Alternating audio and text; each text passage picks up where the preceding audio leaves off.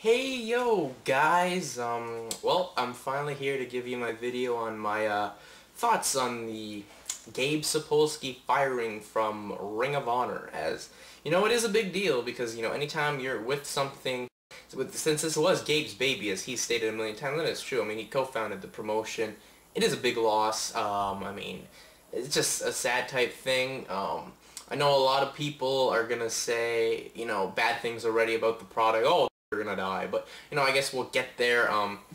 Basically, how we're gonna have to, let's break this down here. This product this year, it's been okay, but it just hasn't felt like something as special. It's like most of the time when you're watching, you see, yes, this is special, something is very special, but this year it hasn't felt like that. I mean, there's been, great shows. I mean, especially the WrestleMania weekends, and there's been great wrestling due to the likes of your Bryan Danielsons, Nigel McGuinness's, your El Genericos, your Tyler Blacks, and your Jimmy Jacobs, and your Kevin Steens. But, I mean, really, the product has been, not on all cylinders here. It's been lacking something. It's been lacking that made it, one of the best promotions in professional wrestling. It's just, for some reason, lacking that.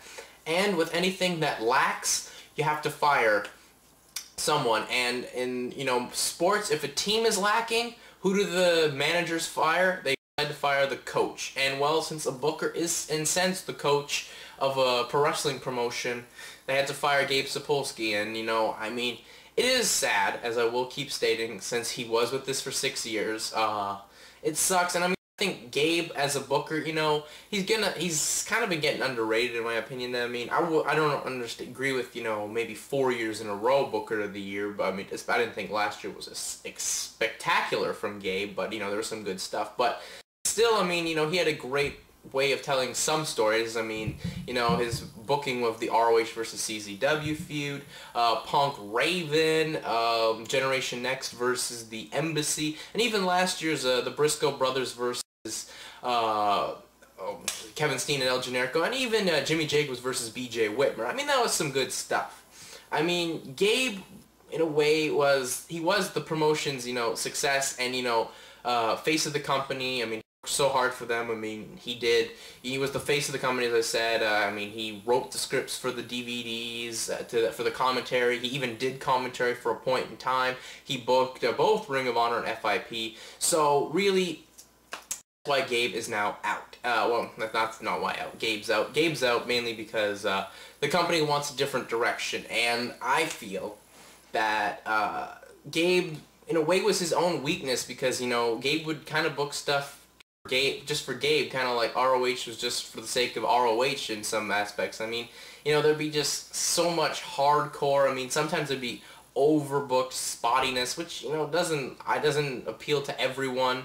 It didn't appeal to me most of the time. I mean, I didn't agree with every match having to be a hardcore match. I know that's Necro's type style is what they've been booking with him, but I don't think he needs to have a hardcore match every frickin' time he's on an ROH show. I mean, he works for other independent companies too, and has those type styles, so ROH could have been, a change for him. But, I mean, the company has decided to go in the different direction as, they're going to be a more 70s-based promotion, with, clearly defined baby faces, heels, and, there's going to be an issue and we're going to settle it in the ring. People are now saying, oh, if it's 70s style, it's going to probably mean, holds for an hour and a half. Well, yeah, there's still going to be technical wrestling, but, I mean, hasn't there always been in Ring of Honor? I mean, come on, that style suits your Nigel McGuinnesses, your Bryan Danielsons, and even your Tyler Blacks, so it works out. Ring of Honor, I think they did need to change because Gabe's going to only take them this far. That's as far as he really could have got them to, which you got to give him props. I mean, 6 years, and most bookers don't even last that long. I mean, 2 years tops. I mean, unless you're, in TNA, where your mainstay is Jeff Jarrett, who really owns the company, but, he's been through an array of guys like Dusty Rhodes, Vince Russo, Dutch Mantell, etc. But really, I mean, I think, the product has a chance to even be more successful. If you look at, the slight little changes we've seen now, it's been a good thing. I mean, there've been more video wires, more videos as up to date, hyping the matches, making them seem very important for when you go to the local markets. whatever the show is, so that's always a good thing.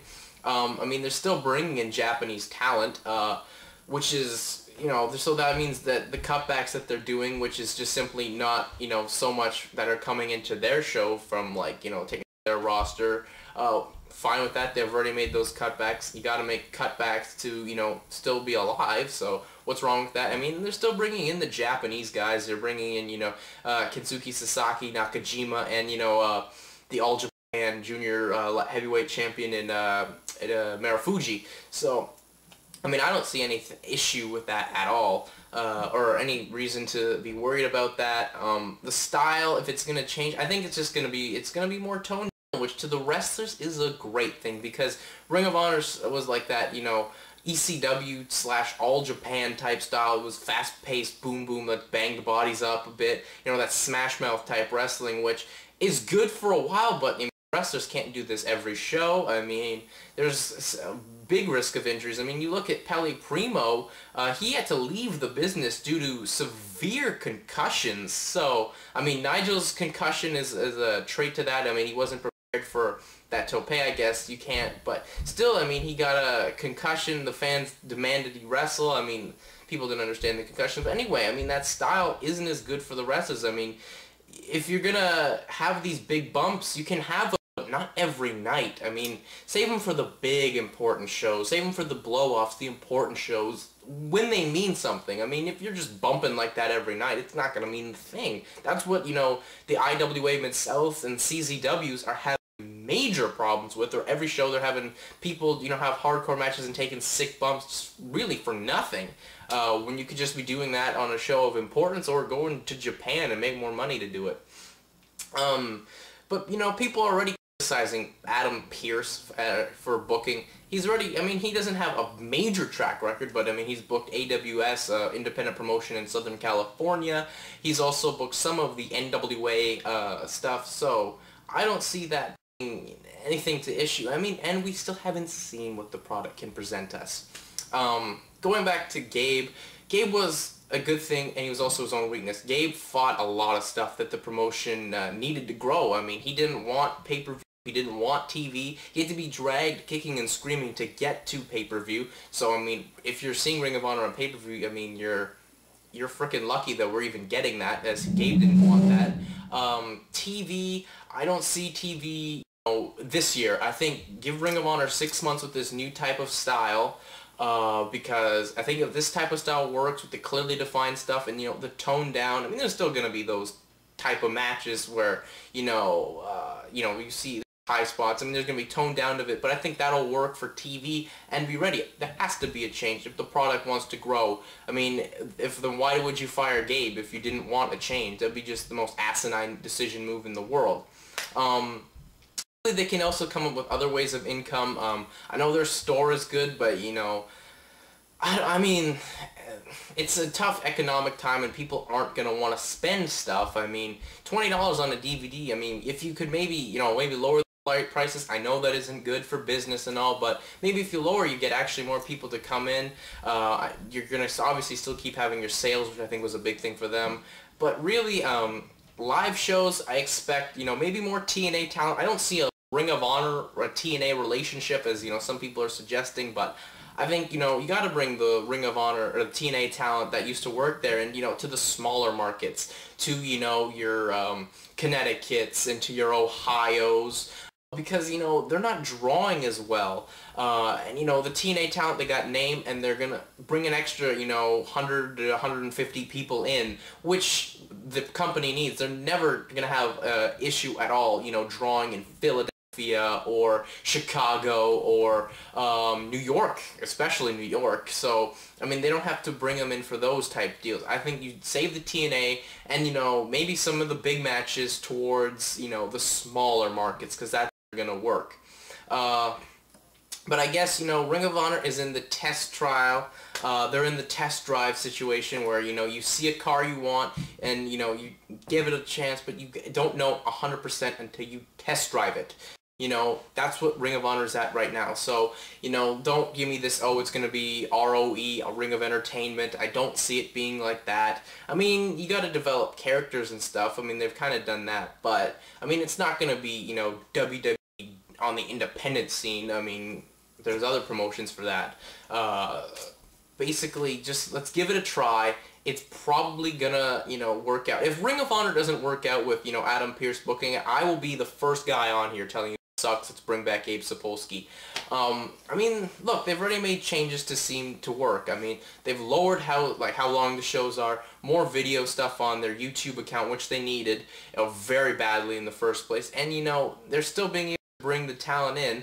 I mean, they had to remove it on their website just because the Japanese promotions want to announce that they're going first, and you know, Ring of Honor that was a fine thing. It wasn't anything. Oh my God, maybe you know they're in financial trouble. I mean, don't if you see any articles that Ring of Honor was about to be, you know, dead broke, because I've seen some of those. No, I mean, Kerry had, you know, a good investment.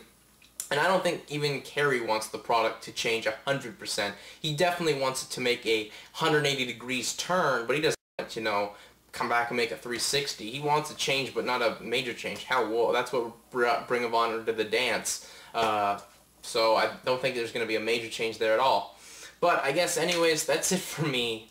I'm out. Peace.